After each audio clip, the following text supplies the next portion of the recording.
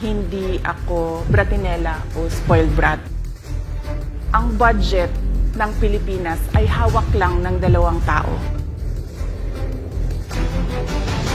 Magandang araw po, Madam Vice President. Una sa lahat, nagpapasalamat po kami sa pagkakataon na binigyan niyo po sa amin at makapagtanong po sa inyo. Pero bago po ang lahat, ma'am, ano po ba ang dahilan at nabigyan niyo po kami ng pagkakataon na magpa-unlock po kayo ng interview? Maraming salamat sa pagkakataon na ibinigay sa akin ngayong araw na ito.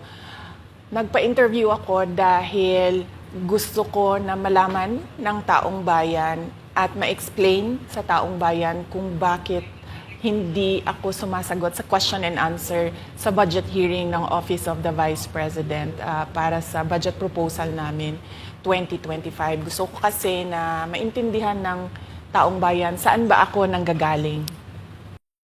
Madam Vice President, sa mga nakaraang linggo po, naging laman ng balita ang naganap na hearing sa House of Representatives po para sa 2025 OVP budget.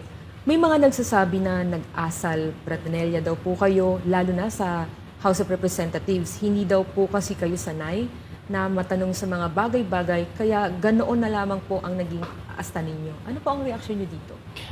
Sanay ako na sumagot sa mga tanong ng mga bagay-bagay.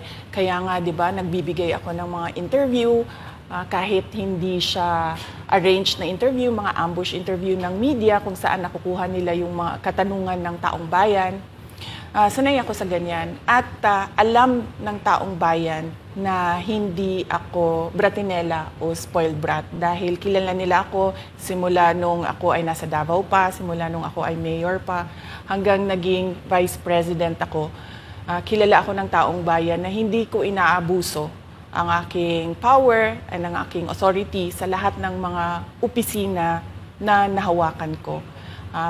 Testigo ko ang buong bayan na hindi ako isang spoiled brat. In fact, nung ako ay lumalaki, hindi naman, ang mga kaibigan ko, hindi naman sila galing sa political na pamilya, sa mga mayayaman na pamilya, sa mga powerful na pamilya. Sila ay mga ordinaryong tao lamang at yun ang kinalakihan ko. Isang ordinaryong environment ng isang ordinaryong citizen ng ating bayan.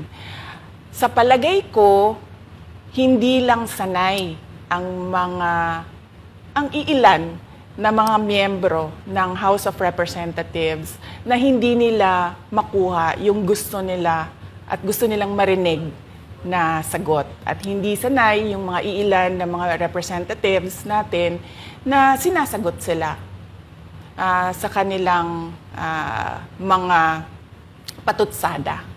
Kaya sa tingin ko, isa din itong parang atake din nila na parang, oh, bratinela yan. Kahit na sumagot naman ako, hindi nga lang sa gusto nila. Kaugnay dyan, Madam Vice President, dito sa budget hearing, naniniwala po ba kayo na may kapangyarihan talaga ang Kongreso na busisiin ang budget po ng bawat ahensya ng gobyerno?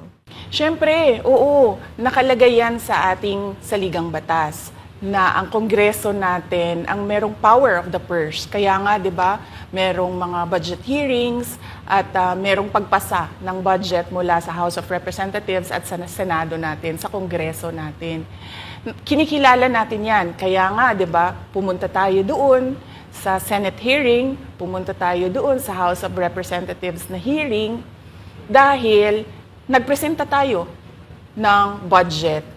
Ang ginawa ko lang ay sinabi ko, i-forgo namin yung question and answer na parte ng budget hearing. Pero kaugnay po dyan, Madam Vice President, hindi po ba dapat malaman din ng taong bayan para saan po ang pondo ng OVP? At saan po gagamitin itong panukala po for 2025? Yes, napakahalaga sa akin na malaman ng taong bayan ang Office of the Vice President budget proposal. Kaya nga, bago kami pumunta sa Senate, bago kami pumunta sa House, ay pinublish namin yung budget proposal namin sa aming website, sa Office of the Vice President, sa social media platforms namin. Ginawa namin siyang madaling intindihin ng taong bayan kung saan papunta yung budget proposal ng Office of the Vice President. Ma'am, going back dun po kaninang sinabi nyo na yung ilang beses niyo pong sagot sa mga kongresista that you will forgo the opportunity to defend the 2025 budget proposal of the OVP and will defer to the wisdom of the Congress, bakit tila daw po iniiwasan ninyo? Parang ganun po yung lumalabas daw. Oo. Kasi sinasabi ko pa ulit-ulit yon na sinasabit namin sa Congress ang budget ng Office of the Vice President at iniiwan namin sa Kongreso ang desisyon kung ano ang gagawin nila para sa Office of the Vice President. Kaya fino-forgo na namin yung question and answer. Unang-una dahil nakikita namin na ginagamit siya ng ibang mga miyembro, iilan na mga miyembro ng Kongreso para umatake sa akin dahil hindi kami magkasama sa politika. At pangalawa, kasi ang budget ng Pilipinas ay hawak lang ng 2 tao. Isa yan sa mga rason kung bakit ako nag-resign sa Department of Education.